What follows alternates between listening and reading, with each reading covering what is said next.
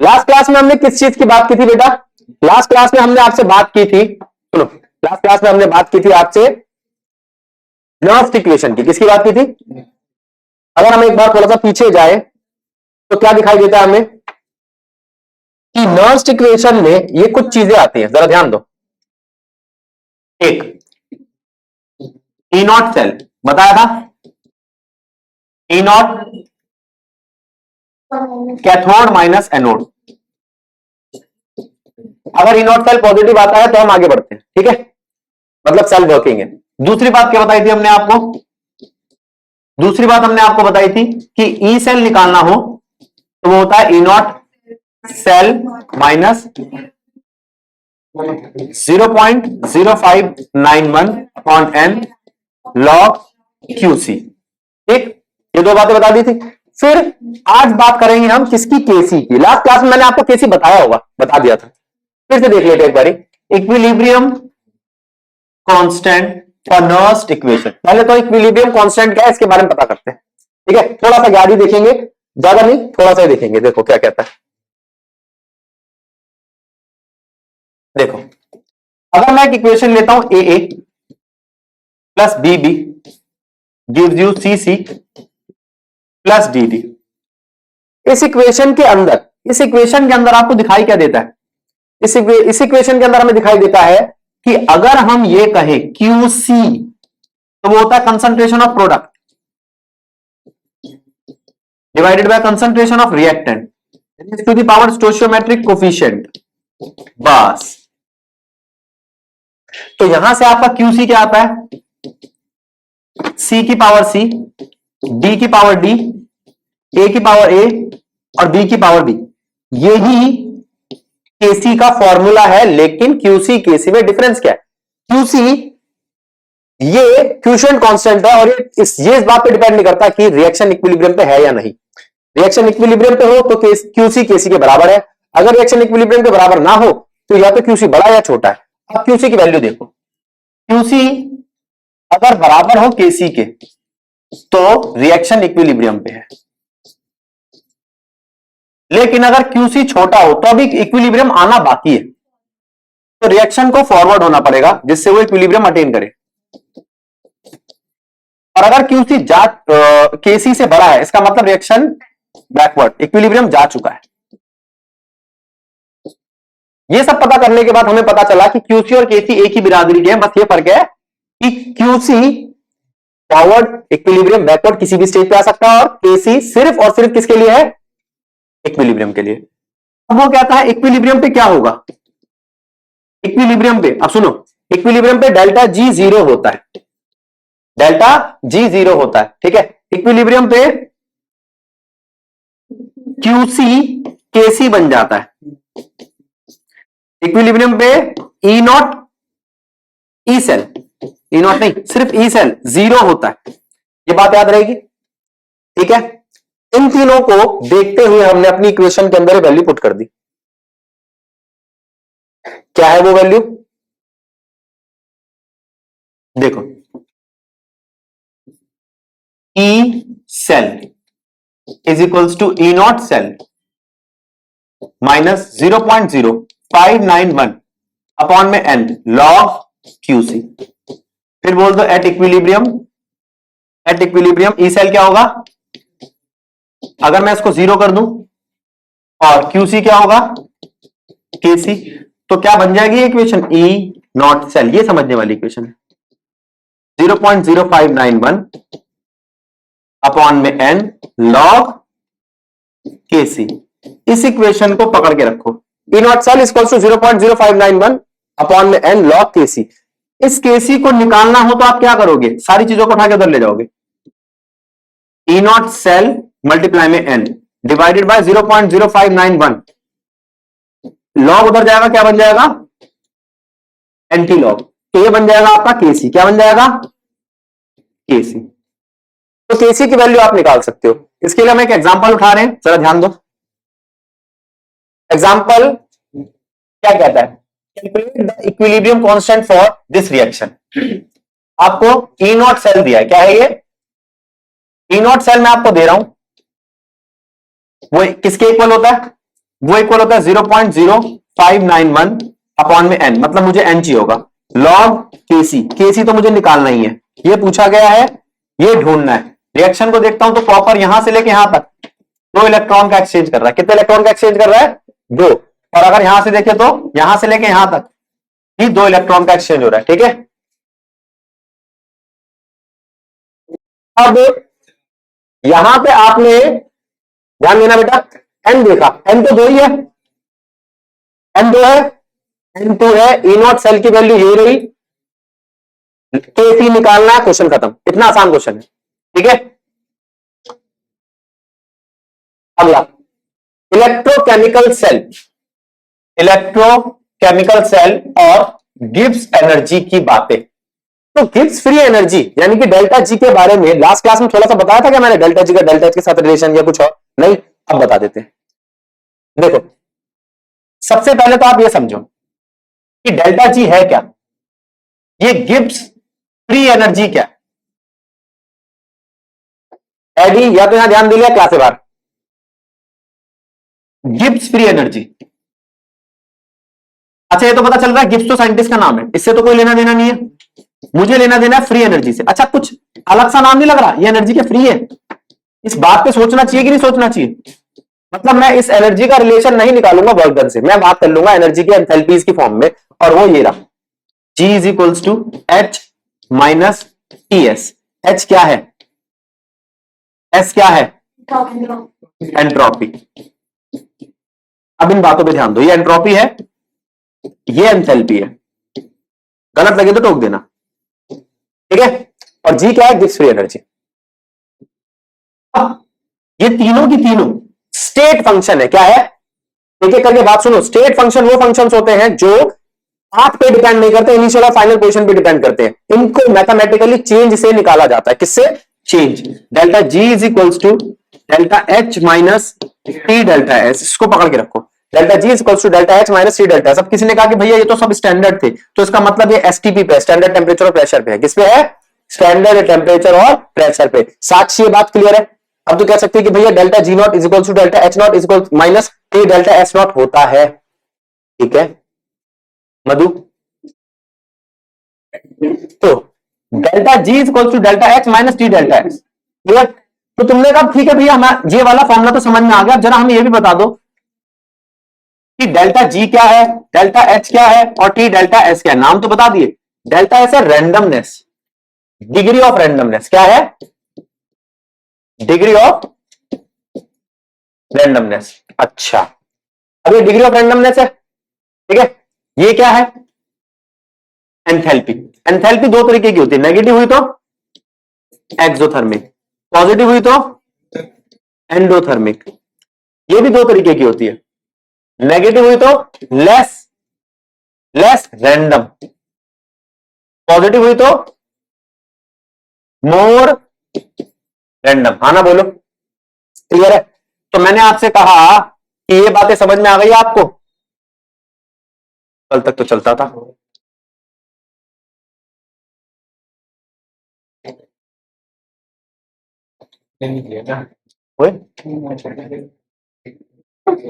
चलो कोई बात नहीं, इसके बिना ही काम चला लेते हैं। देखो, क्या आ गया नेगेटिव, क्या आ गया पॉजिटिव, और ये आ गया ये। अब वो कहता है नेगेटिव का मतलब है स्पॉन्टेनियस रिएक्शन, यहां non spontaneous reaction.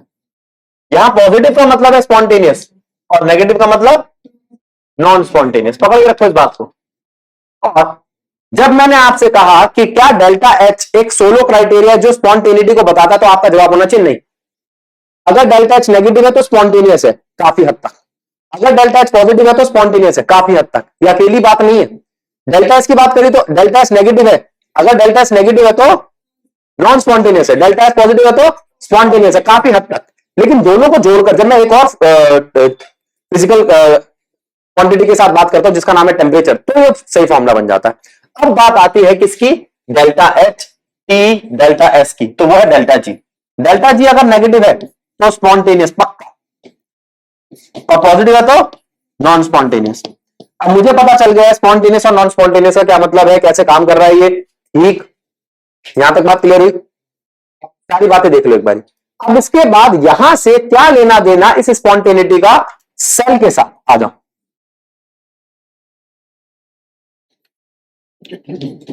Electro chemical reaction की बात कर रहा हूं मैं, किसकी बात कर रहा हूं? इलेक्ट्रोकेमिकल रिएक्शन भी एक रिएक्शन है ना, इस रिएक्शन के अंदर भी स्पॉन्टेनियस और नॉन स्पॉन्टेनियस की बात होगी, इस रिएक्शन के अंदर भी डेल्टा जी की बात होगी, बस किसकी टर्म में? ईएमएफ की टर्म में। किसकी टर्म में? बस अब सोचा हमने कि जो ये डेल्टा जी है इसका फॉर्मूला है ई के साथ, क्या है वो? N E F. एफ क्या है? Faraday's constant. एन क्या है? Number of electron transfer.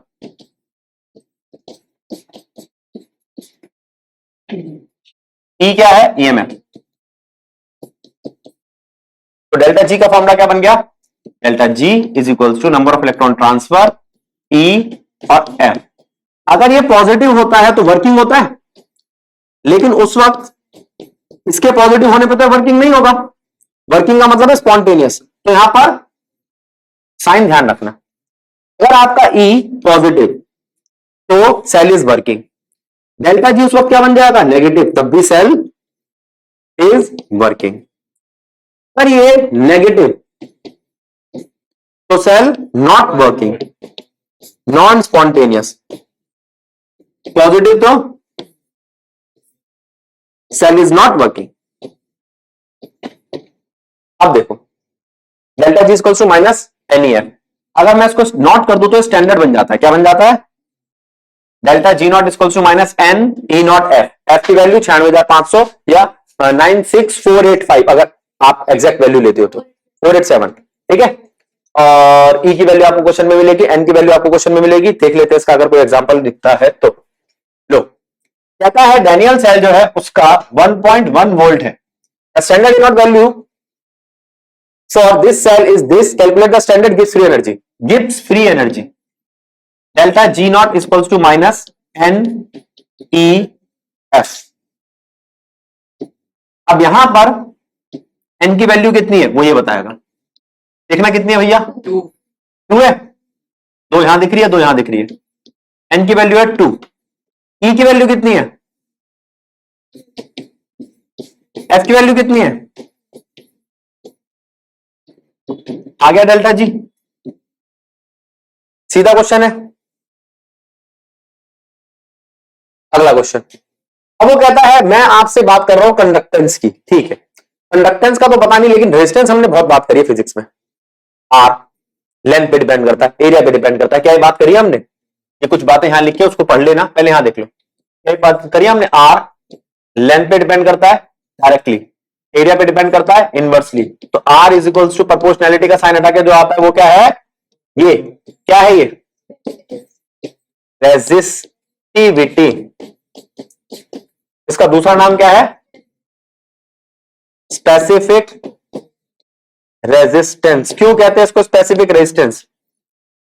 Row is equals to R A by L. अगर मैं ए ले लू 1 मीटर स्क्वायर, लेंथ ले लू 1 मीटर, तो रो आर के बराबर है। तो रेजिस्टिविटी क्या है? रेजिस्टिविटी क्या है? It is resistance of 1 cubic metre wire या मटेरियल जो भी है। तो रेजिस्टिविटी आपको नेचर बताती है। अब मैंने आपसे कहा कि भैया रेजिस्टेंस रेजिस्टिविटी पता है, हाँ। इसी तरीके से क्या आप कंडक्टेंस कंडक्टिविटी की बात कर सकते हो? क्यों नहीं कर सकते? ज्यादा जगह तो नहीं छोड़ दी? चलो, क्या बोला? रेजिस्टेंस का फॉर्मूला क्या है? Rho L by A. Resistivity का फॉर्मूला क्या है? R A by L. दोनों में से किसी में कोई दिक्कत हो तो टोक देना। कंडक्टेंस का जी 1/r, ये चेक कर लेना, गलत सिंबल तो नहीं लेना मैं। कंडक्टिविटी का कापा 1/रेजिस्टिविटी, ठीक है। तो कोई तुमसे पूछे जी क्या है? कंडक्टेंस। कापा क्या है? कंडक्टिविटी,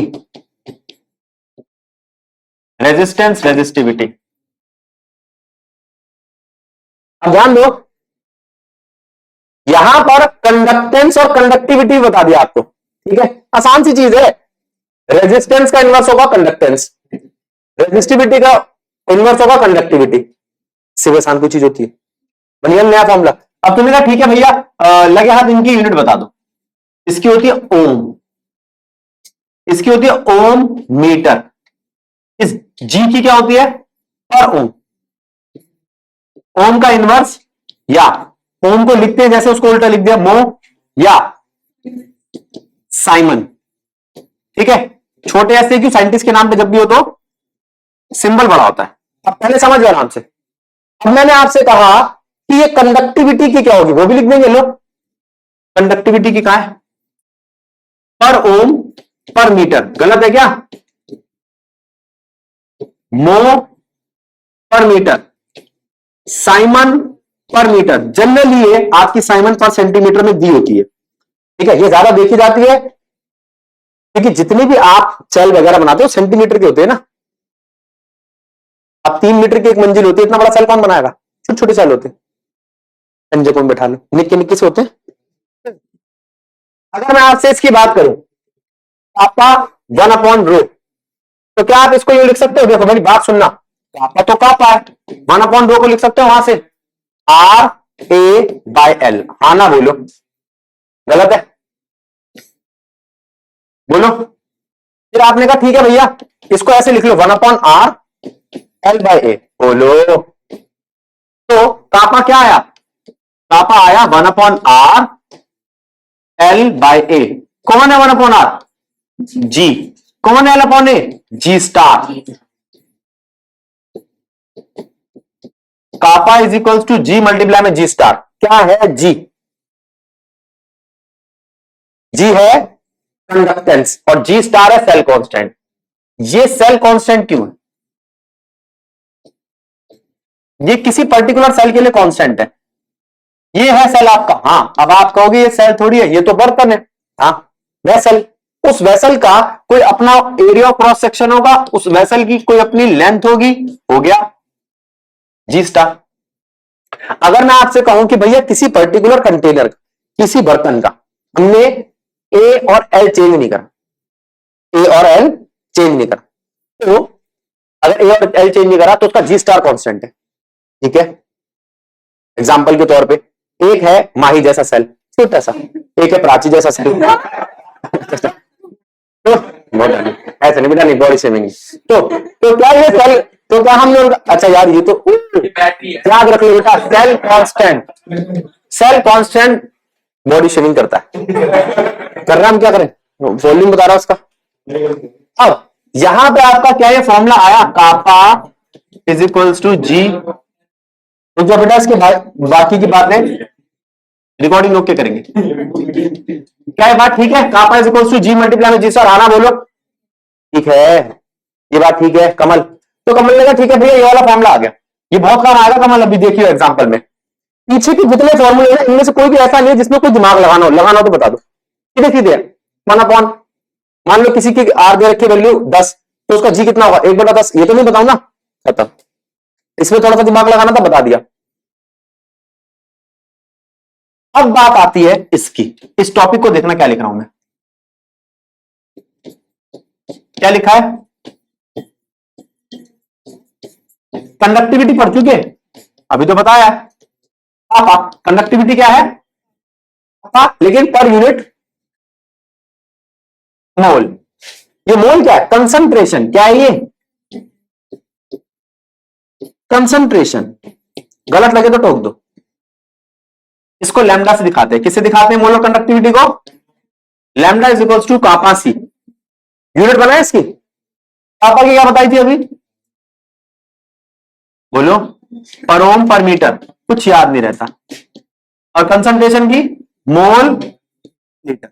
अब इसको पकड़ के रखो, और है ना बेटा ये लो, इसको पकड़ के रखो, ठीक है बस। अब मैं आपसे पूछ रहा हूं कि यहां पे जो लैम्डा की वैल्यू है, यहां पर जो लीटर दे रखा है, क्या 1-2 दिन पहले मैंने आपको लीटर का कोई रिलेशन बताया था? लीटर का क्यूबिक मीटर के साथ, बस वही वाला लगेगा। अब लगाते चले जाओ इसको। अगर कोई आपसे पूछे 1 लीटर कितना होता है, तो वो होता है 10 की पावर -3 क्यूबिक मीटर। कितना क्यूबिक सेंटीमीटर होता है, कितना डेसी क्यूबिक मीटर होता है, क्यूबिक डेसीमीटर बराबर होता है। इसको पकड़ के रखो, ठीक। अब आपने कहा कि भैया हमारे पास जो यूनिट आई है ना कापा की, वो लैम्डा की, वो आई है कापा बाय सी पर ओम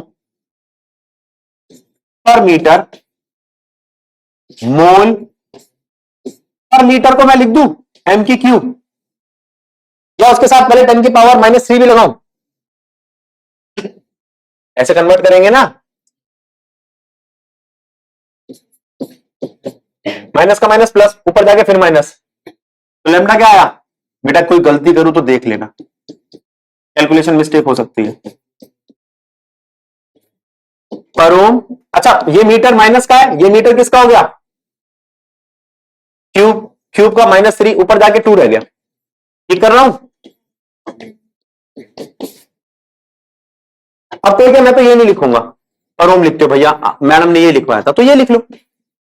ये तो पीछे बता चुका हूं ना मैं आपको कि साइमन बोल लो, पर ओम बोल लो या मो बोल लो, तीनों एक ही चीज है। गुंजन ये बात ठीक है, गुंजन यूनिट समझ रही है, ये बस तेरे को मीटर का किसके साथ रिलेशन निकालना था, लीटर के साथ, हाँ ना बोल। फिर तूने कहा कि भैया 10 की पावर -3 उसके साथ मल्टीप्लाई हुआ 10 की पावर +3 बना, ऊपर जाके फिर दोबारा -3 हो गया, गलत है क्या। फिर उसके बाद हमने कहा कि यहां पर जो आपका मीटर का क्यूब था उसको -1 के साथ मल्टीप्लाई करके मीटर का -3 कर दिया, उसको ऊपर ले जाने के बाद प्लस का 3 बन गया, प्लस का 3 जब इसके साथ मल्टीप्लाई हुआ तो ये सेम होने की वजह से पावर ऐड हो गई और क्या बन गया, मीटर का स्क्वायर। दिस सो इजी बेटा, समझी, अब तुम समझी। अच्छा अच्छा समझ गई।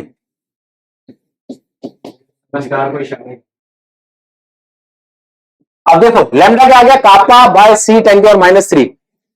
कमल बेटा मैंने तेरे को बोला जब रिकॉर्डिंग चल, तू तो बोला ही मत, इस दिन रिकॉर्डिंग खराब हो जाएगी। आप ध्यान दो, लैम्डा कापा बाय सी 10 की पावर -3। फिर बच्चे पूछते हैं वो नीचे कमेंट में, ये वही लड़का है, सुनो अब ऐसे नहीं, अगर मैं इसे सेंटीमीटर में कन्वर्ट करूं तो आप कहोगे भैया ये तो ठीक है, सेंटीमीटर में कन्वर्ट होते वक्त बन जाएगा 10 की पावर 2 सेंटीमीटर, 100 होता है ना का स्क्वायर, गलत लगे तो टोक दो, पर मोल। ठीक कर रहा हूं मैं, हाँ आप कर लोगे या नहीं, चलो उसको देखो एक बार जरा, फिर आगे बढ़ते हैं।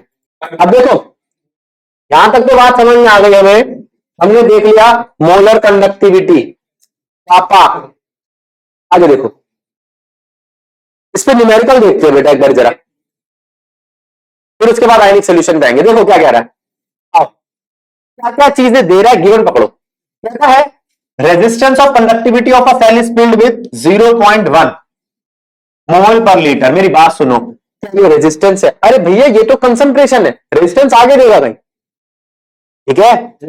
हर्षित इसी बात पे परेशान होगा, 0.1 मोल पर लीटर, क्वेश्चन भी गलत है, रेजिस्टेंस आगे देगा ये रही हर्षित, ठीक है 100 ओम। तो हर्षित ने कहा ठीक है भैया पता चल गया, R1 दिया हुआ है मुझे 100 ओम, इसी के साथ की कंडक्टेंस भी दी हुई है C1 कितना है 0.1 मोल पर लीटर, ठीक बात है हर्षित। हर्षित R1 है C1 है, आगे if the resistance of the same cell when filled with 0.02। अब सेम सेल का मतलब क्या है, सेम सेल का मतलब G स्टार सेम है, इस बात को लिख लेगा हर्षित, बात ठीक है गलत है। अब वो कहता है यहां पर R2 दिया हुआ है, क्या दिया हुआ है R2 और C2, R2 कितना दिया हुआ है 520 ओम, C2 कितना है 0.02 मोल पर लीटर। अब चेक करो, R1 है C1 है R2 है C2 है, अब क्या मांग रहा है, the conductivity of 0.1 mole KCl is this, conductivity भी दे रहा है 0.1 वाले क्या दे रहा है कंडक्टिविटी क्या होती है? ये तो बेकारी हो गया, चल ही नहीं रहा है। कॉल कर दो उससे। क्या चल रहा था? बेटा इसको सेलेक्ट करना था। वो दूसरी साइड से करो। अच्छा ये नहीं नहीं नहीं, ये वो वाली होगी, स्लाइड होगी इसलिए लॉक्ड होगी। बैठ जा, कोई बात नहीं बेटा। अब इसी से हमारे पास R1 आ गया, C1 आ गया, R2 आ गया, C2 आ गया, है ना? बोलो R1 R2 आ गया, C2। मैं यहां कह रहा हूं उसने एक और चीज देखी, वो क्या है? कापा 1 किसका दे रखा है? इस वाले का। और कापा 1 कितना है? 1.29। ठीक है भैया, आप ये लिख सकते हो कापा 1 इज इक्वल्स टू कुछ नहीं, जी और जी स्टार का फॉर्मूला बना लेते। देखो कापा 1 का फॉर्मूला क्या होता है हमारे पास? जी मल्टीप्लाई में जी स्टार, ये बताया था भी थोड़ी देर पहले, पीछे जाओ। पूरा कापा इक्वल्स टू जी मल्टीप्लाई में जी स्टार, इसको लगाऊं अगर मैं, तो कापा 1 इक्वल्स टू G1। G1 नहीं है मेरे पास, R1 है। क्या है? क्या है? इससे क्या आपका जी स्टार आ जाएगा? जल्दी बोलो। कापा 1 मल्टीप्लाई में R1, कापा 1 कितना? 1.29, R1 कितना है? 100, तो 129 जी स्टार आ गया। जी स्टार आ गया। आपको जी स्टार नहीं निकालना, आपको कापा 2 निकालना है। Kappa 2 is equals to G2 multiply में जी स्टार। क्या G2 को लिख सकते हो 1/R2?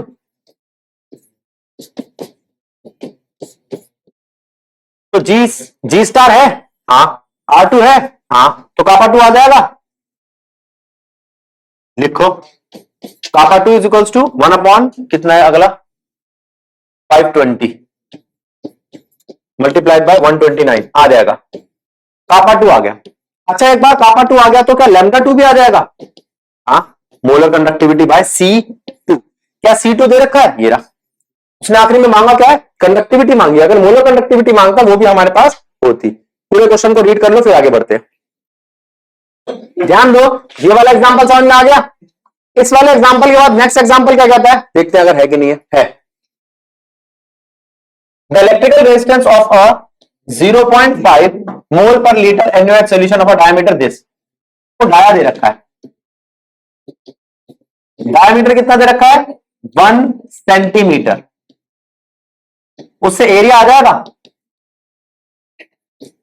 बोलो, आई डी बाई टू का होल स्क्वायर। अच्छा एरिया आ गया। क्या आपके पास लेंथ है? 55.5 50 सेंटीमीटर, सॉरी, लेंथ है 50 सेंटीमीटर, एरिया है, लेंथ है और रेजिस्टेंस है 5.55 इंटू 10⁻³ ओम। ये लो, calculate its resistivity. Resistivity, resistivity होता है RA/L। रेजिस्टिविटी क्या होता है? RA/L। फिर कंडक्टिविटी, कंडक्टिविटी क्या होता है? 1 रेजिस्टिविटी। फिर मोलर कंडक्टिविटी, मोलर कंडक्टिविटी क्या होता है? कापा बाय C। अब बोलो हो जाएगा? समझ में आया बेटा? साक्षी, मंजू, क्लियर है? तो अब ये तो बात समझ में आ गई, ठीक है, इसको बाद में देखेंगे, पहले वापस आ जाओ पीछे। हमने टॉपिक छोड़ा था सोल्यूशन, यही है ना? हाँ, measurement of the conductivity of ionic solution. ठीक है, पहले तो आप सोल्यूशन बनाओ। आप पहले ये बताओ इलेक्ट्रोलाइट कितने तरीके के होते हैं? इलेक्ट्रोलाइट स्ट्रॉन्ग और वीक कैसे होते हैं? स्ट्रॉन्ग और वीक। बेटा बातें नहीं, यहां पर दो इलेक्ट्रोलाइट है आपके पास, स्ट्रॉन्ग और वीक। स्ट्रॉन्ग का मतलब जो कंप्लीटली डिसोसिएट हो जाए,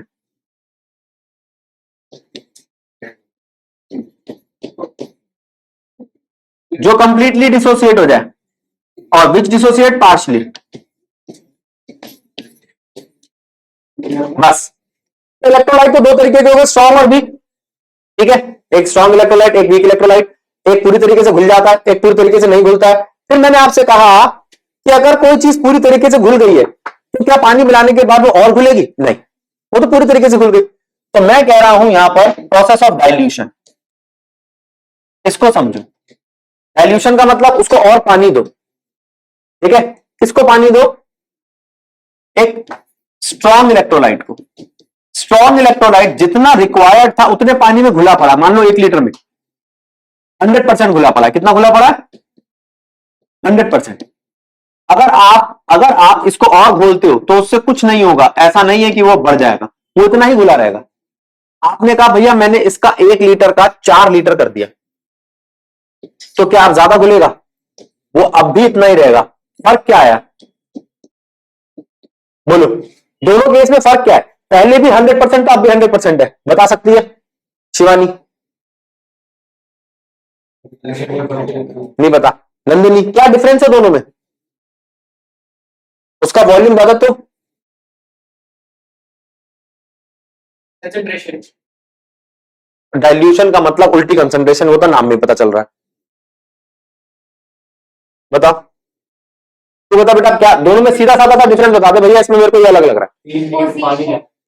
पोजीशन। 3 लीटर पानी आता क्या? नहीं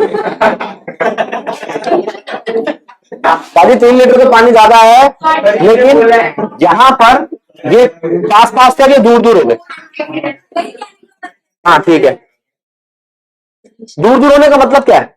इसका मतलब ये हुआ, इसका सुनो, दूर दूर होने का मतलब क्या है? ये खुले खुले हो गए पार्टिकल्स, खुले खुले। बात तो समझना, तो क्या होगा? मोबिलिटी बढ़ गई। यहां पर मोबिलिटी इंक्रीज हो गई। इस बात को याद रखोगे? क्या इंक्रीज हुई यहां पे?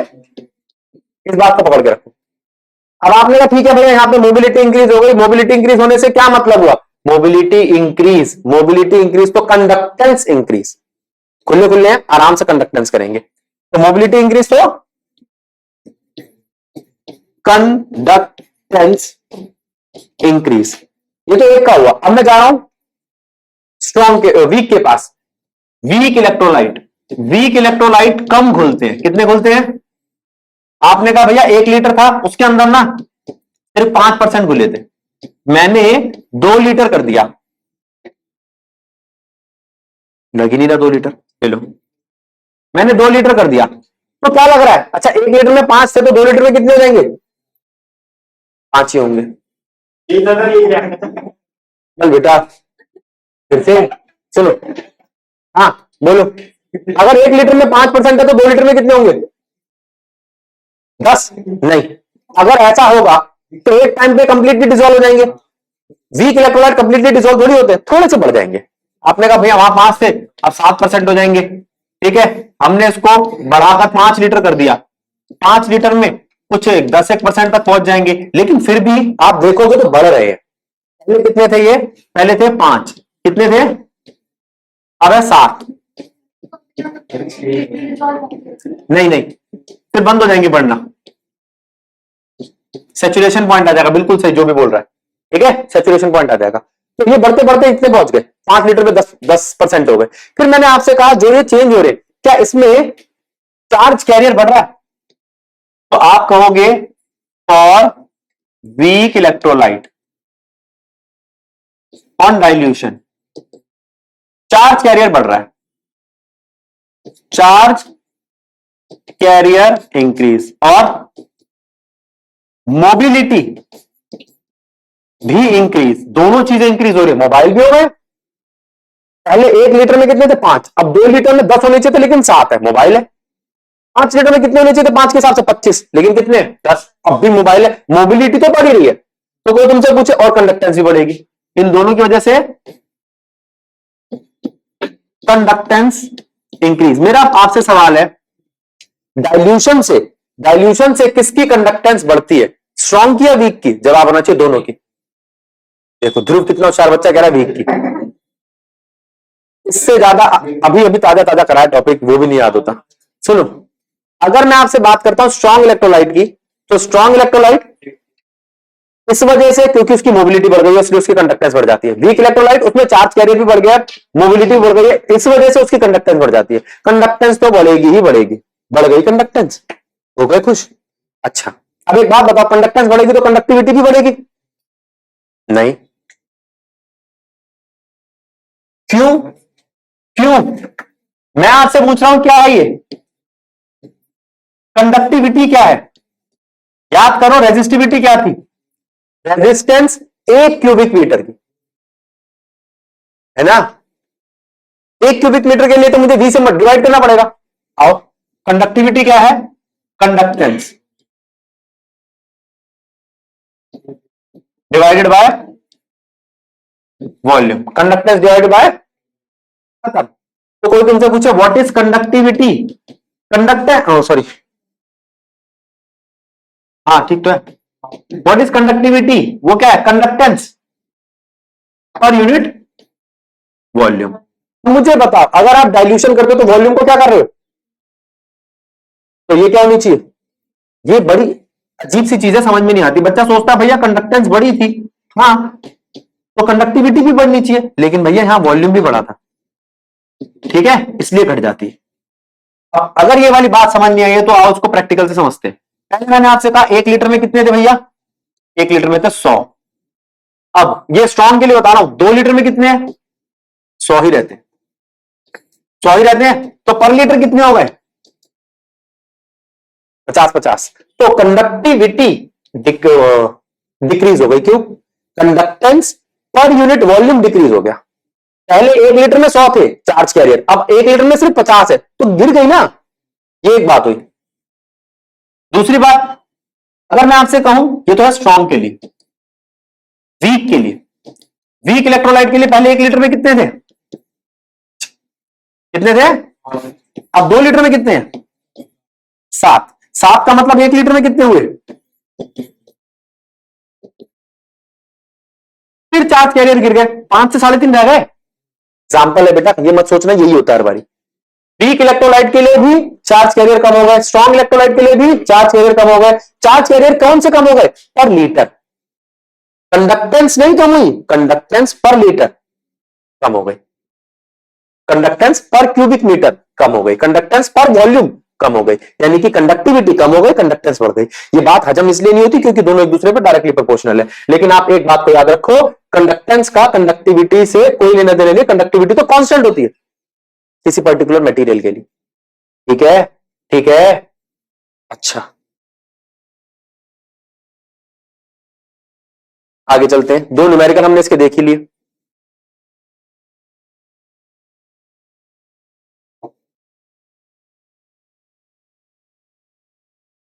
लिमिटिंग मोलर कंडक्टिविटी, नाम क्या है? सुनो, नाम क्या है? लिमिटिंग।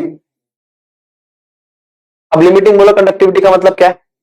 हमने कहा डाइल्यूट कर दो कंसंट्रेशन बढ़ती है। डाइल्यूट करते करते कितना डाइल्यूट कर दिया? Infinite dilute. ये क्या है? कंडक्टिविटी। ये क्या है? Limiting molar conductivity. अरे मोलर लिखना भूल गया यहां पे, मोलर कंडक्टिविटी। कितना डाइल्यूशन कर दिया? Infinite dilution. एक हद आ गई, इनफाइनाइट डाइल्यूशन। अभी तुमने यही कहा था ना कि भैया डाइल्यूट करते करते करते करते अगर हम इनफाइनाइट डाइल्यूशन क्या? पहले डाइल्यूशन समझते हैं, ठीक है? प्राची का केस ले लेते हैं। अरे नहीं, प्राची के घर मैं गया हूं बेटा इस बारी, तो प्राची ने कहा भैया आए हैं तो रूह अफ़ज़ा पिलाऊंगी, और उठा के एक ग्लास बना के लाई, पूरा का पूरा रूह अफ़ज़ा डाल दिया, लो भैया पी लो। बहुत बहुत प्यार करती है बेचारी, ठीक है? हाँ, जो चाहती है भैया शुगर से मर जाए। नहीं नहीं, अब वो कितना मीठा होगा?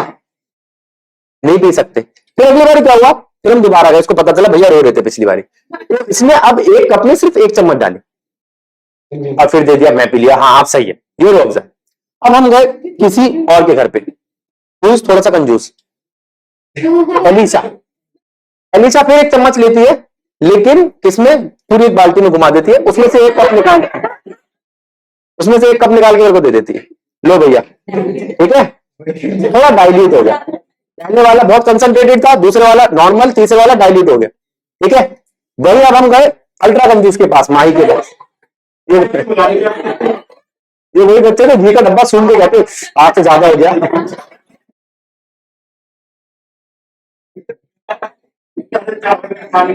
है? अरे उस दिन गोलगप्पे वाले कहा कह रही है भैया पानी फ्री है, वो कह रहा हाँ तो पिला दो। तो कह रहा गोलगप्पे लाइन जी, उसके पैसे नहीं है। ये तो थी बेटा, आ जाओ। अरे एकादश वाले दिन भैया मैं गाय का रोल करती हूँ, उस दिन रोटी मिलती है। तू तो कहती बेटा। तो क्या हुआ, इसको हमने देखा क्या क्या कर रहे थे वो, नहीं डाइल्यूशन। अब ये डाइल्यूशन कैसा करती है, एक चम्मच सिर्फ टंकी में घोलाती है, तो वो अल्ट्रा डाइल्यूशन हो गया, लिमिटिंग स्मेल। हाँ तो खुशबू वाला पानी आ रहा है। अच्छा मैंने उस दिन ऐसे बोला, मैंने कहा तुम्हारे पास जब भी रोज कांच वाली बोतल है तो 20 साल पहले आती थी। कह रही तो और क्या दहेज में मिली थी, मम्मी को वही चला रहे हैं से।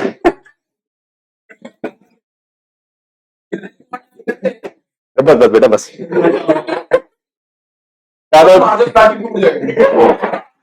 ज्यादा तो यहाँ बचपन में अचार का डब्बा दिया जाता है, रोज एक सांख खाते हैं।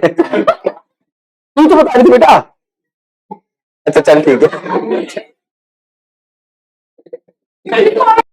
अब ध्यान दो, यहां तक बात समझ में आ गई। Mono conductivity, limiting mono conductivity समझ में आ गई। तो आपने कहा ठीक है भैया लिमिटिंग मोनो कंडक्टिविटी होगा ओ बहुत ज्यादा, ठीक है बस ठीक है। अब लिमिटिंग मोनो कंडक्टिविटी कांस्टेंट है, बात को समझो। लिमिटिंग हद आ गई ना उसकी हद, उस हद को हम एक टेबल बना सकते हैं। हाँ तो आपने कहा भैया कंडक्टिविटी की तो कोई हद नहीं थी, लेकिन लिमिटिंग मोनो कंडक्टिविटी की मैंने टेबल बना दी सबकी, Na+ की, Cl- की, फलाना की, ढिमकाना की, खत्म। फिर मैंने आपसे पूछा भैया अगर मैं आपसे पूछूं ये टर्म क्या है, क्या लिखा है,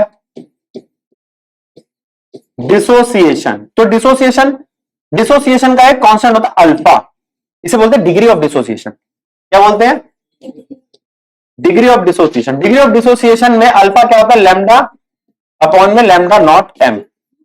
लैम्डा एम क्या है, मोलर कंडक्टिविटी, और लैम्डा नॉट एम क्या है, लिमिटिंग मोलर कंडक्टिविटी। इससे आप डिग्री ऑफ डिसोसिएशन निकाल सकते हो। अब ये डिग्री ऑफ डिसोसिएशन क्यों निकाले अभी बताऊंगा। खोलराज कहां रह गया हमारा,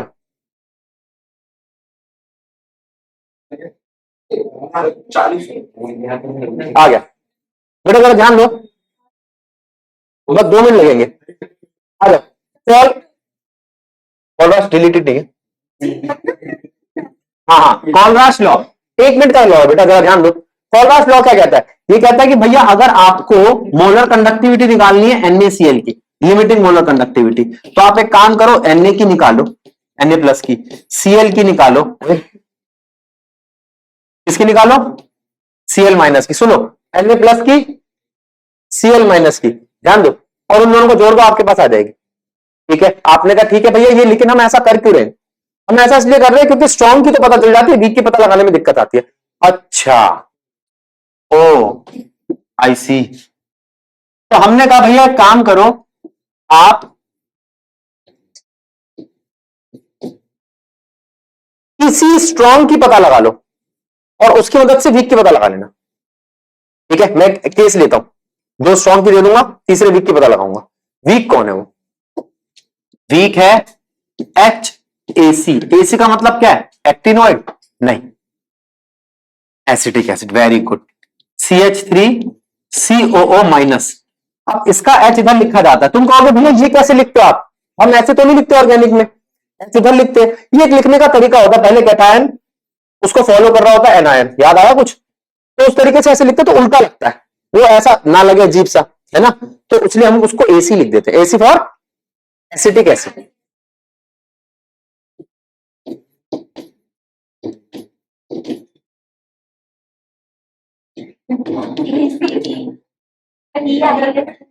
क्या क्या गलत कर दिया मैंने, ACE एसिटिक एसिड। अब ठीक है, वो बेटा मार्कर गलत चल रहा है, अच्छा यहां तो ये भी नहीं बोल सकते, ऑटो करेक्ट कर देता है। लो सुनो सुनो सुनो, लैम्डा नॉट HAC चाहिए, HAC एक वीक इलेक्ट्रोलाइट है। HAC क्या है? Weak electrolyte. अगर ये वीक इलेक्ट्रोलाइट है, आपने कहा भैया ये तो एक वीक इलेक्ट्रोलाइट है, इसको मैं कुछ स्ट्रॉन्ग से पता लगाऊंगा। कौन सा स्ट्रॉन्ग? लैम्डा नॉट HCl का। अच्छा, H मिल गया। HCl स्ट्रॉन्ग होता है जी, बिल्कुल, वो H भी देगा, Cl भी देगा। दूसरा लिया NaAC का। NaAC स्ट्रॉन्ग होता है, हाँ। क्या है? Sodium salt of acetic acid. इसमें मैं एक सोडियम का लूंगा और एक लूंगा AC का। हटाओ। तीसरा NaCl का। तुम कहोगे भैया हमें ये चाहिए था, मिल गया, ये चाहिए था, मिल गया। अब NaCl का क्या करोगे? क्यों NaCl खोल लिया हमने? क्योंकि मैं इसको जब ये दोनों ऐड करूंगा ना तो फ्री में ये भी आएंगे। ये इनको किससे माइनस करूंगा? इससे। तो अगर मैं आपसे कहूं इसको जोड़ के इसमें से माइनस कर दो तो आपके पास HAC आ जाएगा। Lambda naught of HCl plus lambda naught of NaAC minus lambda naught of NaCl। ऐसा नहीं लग रहा हेस लॉ जैसा टॉपिक है? हो गया, आसान है, समझ आया? हम क्वेश्चन, अरे नहीं अभी छुट्टी नहीं हुई, क्वेश्चन खत्म, टॉपिक खत्म, ये वाला। ठीक है, एप्लीकेशन ऑफ कोलराश लॉ, इलेक्ट्रोलिसिस। एक मिनट रुक जाओ, मेरे को देख लेने दो कितना रह गया। अगर थोड़ा सा रहा होगा तो चलो इसके आगे हम देखेंगे नेक्स्ट क्लास में।